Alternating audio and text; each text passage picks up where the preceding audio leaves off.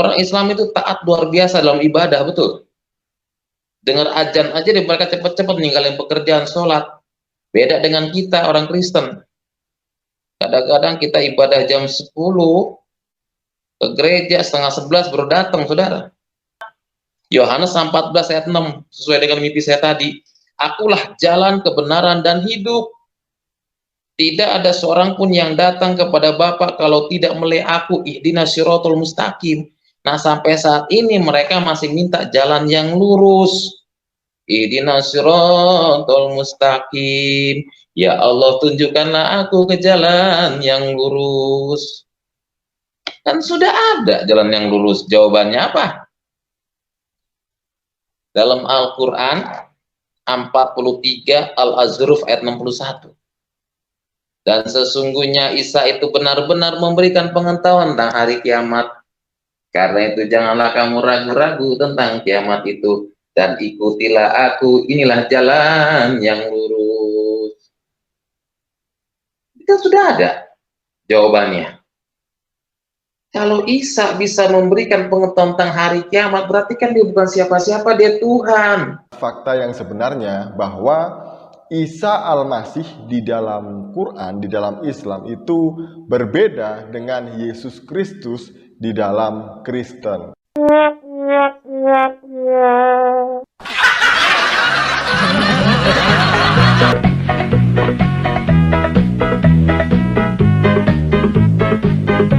Assalamualaikum warahmatullahi wabarakatuh, sahabat semuanya. Jumpa lagi kita ya. Alhamdulillahirabbil alamin. Segala puji bagi Allah, Tuhan semesta alam. Tiada Tuhan selain Allah. Allah lah satu-satunya Tuhan.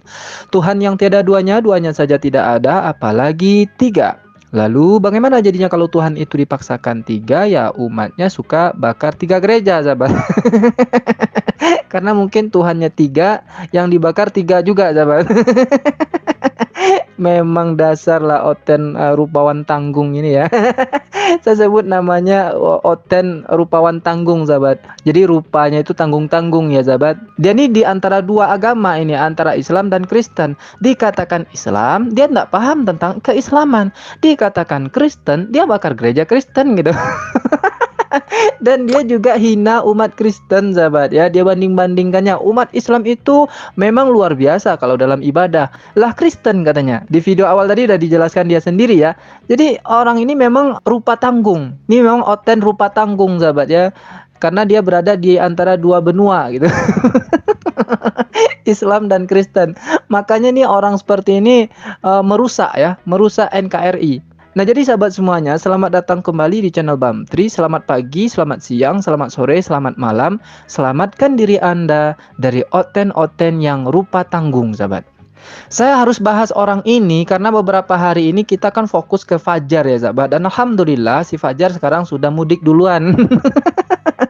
Udah bawa koper dia ya, udah mudik duluan. Orang baru packing, dia udah sampai, sahabat. Memang jalan yang lurus versi si Fajar itu lebih cepat daripada kita, sahabat.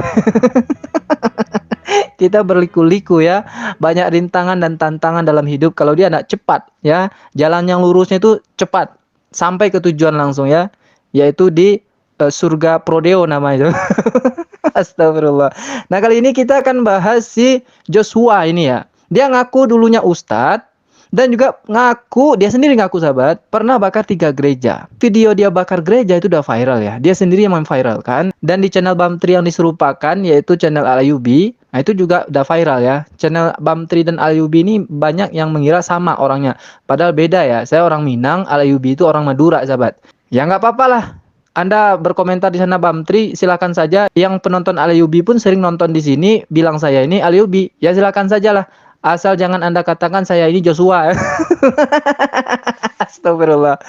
Nah, jadi orang ini saya sebut apa tadi ya? Rupa tanggung, berada di antara dua benua, antara Islam dan Kristen. Dikatakan Islam, dia tidak paham dengan keislaman. Buktinya yang berikut ini, sahabat. Nah, dari situ saya belajar tentang dakwah yang ada di kampung Nenggela ya. Saya belajar di situ tentang dakwah sebelum saya masuk ke pondok pesantren ya. Nah, dari usia kecil, dari 6 tahun sampai terus diajarkan tentang pendidikan agama Islam. Ya cita-cita saya memang menjadi seorang ustadz. Ya, tapi walaupun ustadz kampung ya sudah jadi memang mantan seorang guru agama Islam. Islamnya kentalnya luar biasa. Wah, ini diborong semua keongokan ini, sahabat. Ya, ndak dikasih sama yang lain. Diborong semua ongok raya sama si Joshua ini. Dari nama, pakai nama Islam, Muhammad Yasin. Padahal aslinya Joshua, ya kan? Lalu pernah mondok juga di pondok pesantren. Dan belajar Islam itu dari kecil sampai besar. Cita-citanya jadi ustadz. Meskipun ustadz di kampung, tapi udah jadi katanya. Nah, berikutlah ustadz kampung yang bernama Muhammad Yasin ini ketika dia menyampaikan ayat-ayat firman Allah, sahabat. Kenapa saya bisa benci kekristenan? Itu ayat Al-Quran. Dikatakan apa? Inna dinna indallahi Islam. Sesungguhnya agama yang paling sempurna di sisi Allah yaitu agama Islam. Inna dinna indallahi Islam. Sesungguhnya agama yang paling sempurna di sisi Allah yaitu agama Islam. Ya, makanya dalam Islam itu ya, surat yang pertama dibaca itu surat Al-Fatihah sebenarnya. Buat surat Al-Fatihah ya sebenarnya Al-Baqarah yang pertama. Tapi dalam hal ini, dalam hal keislaman, orang Islam selalu sholat baca surat Al-Fatihah, ngirim arwah baca surat Al-Fatihah, gitu. Padahal Al-Quran yang pertama kan Al-Baqarah, gitu. Tapi kenapa dibaca surah Al-Fatihah?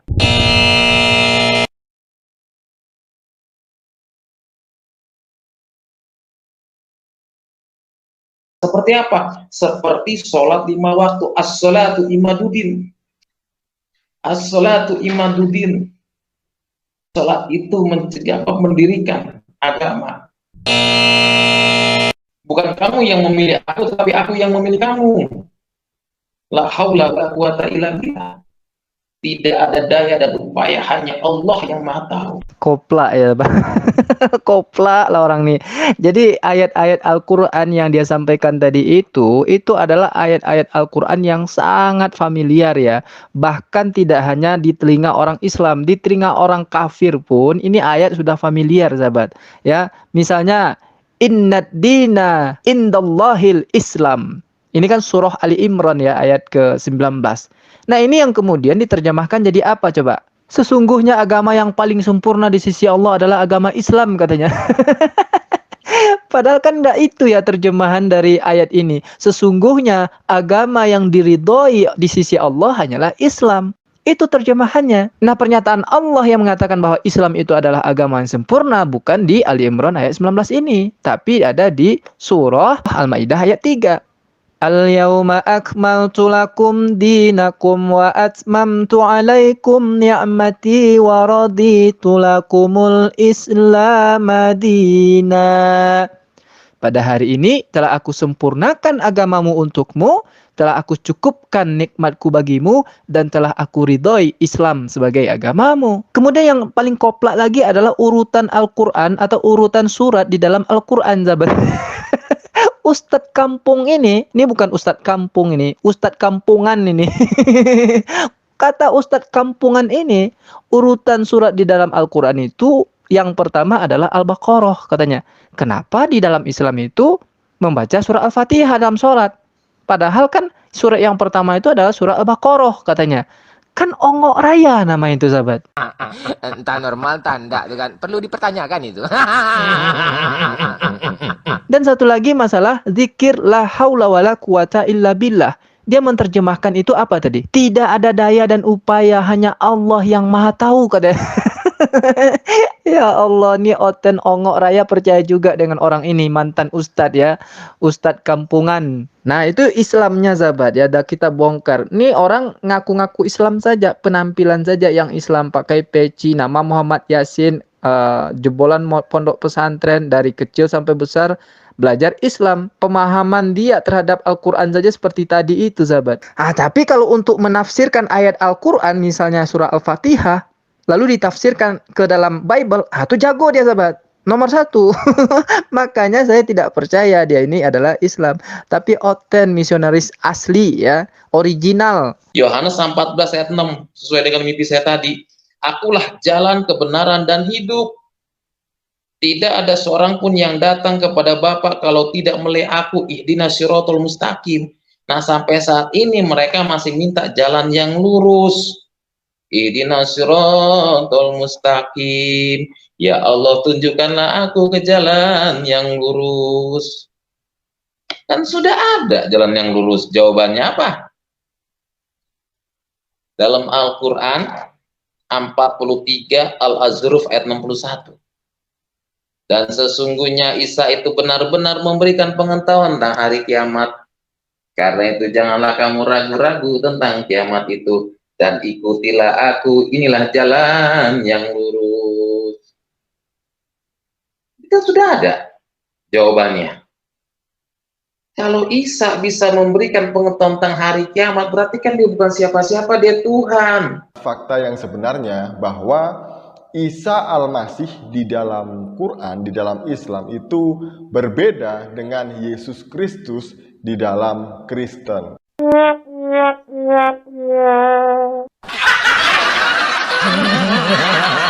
Jalan yang lurus itu diterjemahkan sebagai Tuhan oleh Ongok Raya ini, sahabat. Dan jalan yang lurus itu atau Tuhannya itu ada di dalam Al-Quran katanya, yaitu Isa alaihissalam. Az-Zukhruf ayat 61. Ya, kalau dia potong sampai di situ, kedengarannya Isa alaihissalam lah jalan yang lurus. Bismillahirrahmanirrahim. Wa innahu la'ilmun lis-sa'ati fala tamtarunna biha wattabi'un. Hadza siratum mustaqim. Sesungguhnya dia Isa itu benar-benar menjadi pertanda akan datangnya hari kiamat. Oleh karena itu, janganlah sekali-kali kamu ragu tentang kiamat itu dan ikutilah petunjukku. Ini adalah jalan yang lurus. Wala yasuddannakumus syaitanu innahu lakum aduwwum mubin. Janganlah sekali-kali kamu dipalingkan oleh setan. Sesungguhnya ia merupakan musuh yang nyata bagimu.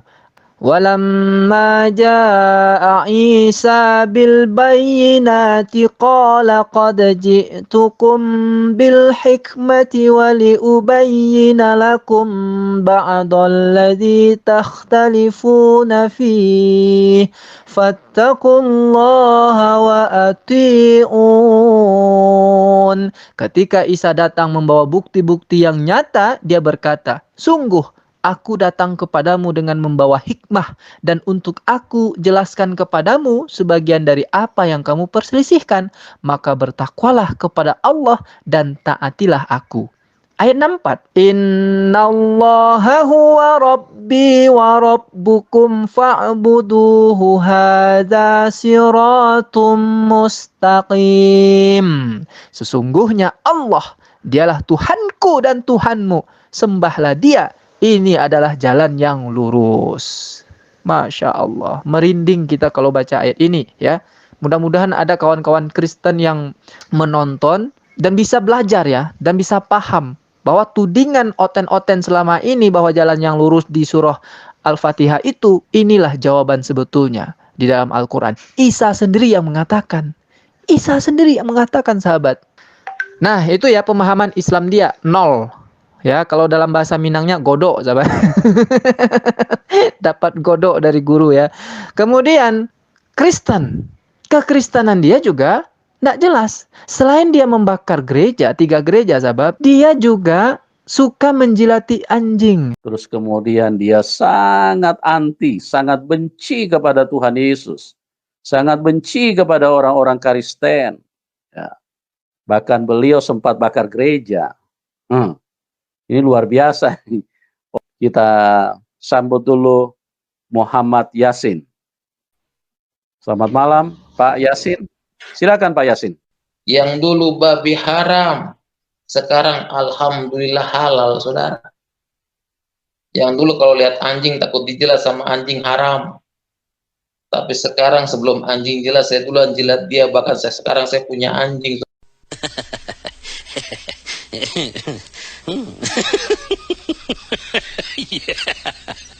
Ini kan menghina Kristen. Apakah orang Kristen itu memang wataknya, etikanya suka menjilati anjing? Kan tidak. Nah ini buktinya. Dulu anjing, babi itu haram, anjing itu haram. Ya, dijilat anjing itu najis, haram. Sekarang dia yang menjilat anjing katanya. Berarti kan dia mau mengatakan, dulu di Islam tidak boleh kena liur anjing karena najis, kotor. Setelah Kristen bukan anjing lagi yang menjilat kita, tapi kita yang menjilat anjing katanya. Kan mencemari nama baik orang Kristen ini. Makanya dia namanya Oten, sahabat, bukan Kristen.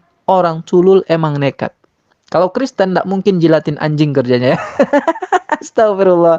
Oke lah sahabat semuanya, demikian saja video Oten yang jilatin anjing ini. Sampai jumpa di video Oten yang jilatin anjing berikutnya. Ini part 1 ya sahabat. Sampai jumpa di part 2 berikutnya. Assalamualaikum warahmatullahi wabarakatuh.